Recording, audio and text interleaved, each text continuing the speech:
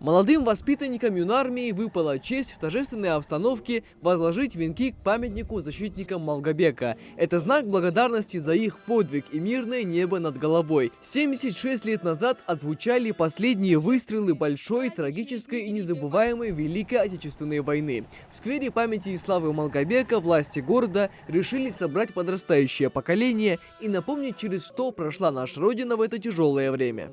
Около 40 миллионов советских людей погибло. Представляете, что это значит? 28 тысяч убитых ежедневно. Каждый четвертый житель нашей страны. Среди живых не осталось человека, который не ведал горечи потери.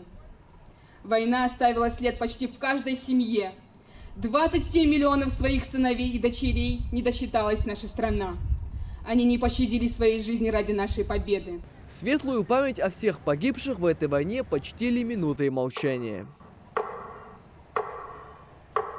7 мая 1945-го был подписан предварительный протокол капитуляции фашистской Германии. На следующий день подписали окончательный акт безоговорочной капитуляции немцев. Враг признал себя побежденным, и наступил Великий День Победы. Пока взрослые будут передавать эти знания детям, память о подвиге советских солдат будет жить еще очень долго.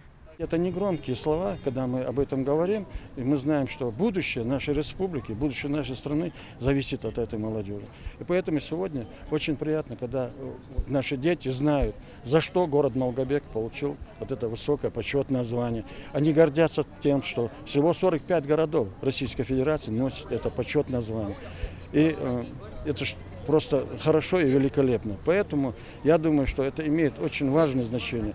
Затем юнармейцев и учащихся коррекционной школы пригласили в одно из хранилищ истории Великой Отечественной войны – музей-мемориал боевой и трудовой славы в Малгобеке. На протяжении 30 лет своего существования он успел пополниться различными экспонатами. Все представленные предметы – результаты труда и долгих поисков отряда «Малгобек». Сабина Терлоева внимательно разглядывает предметы войны. Из ее родственников на фронтах Великой Отечественной никто не служил, но о героизме наших предков она знает не понаслышке.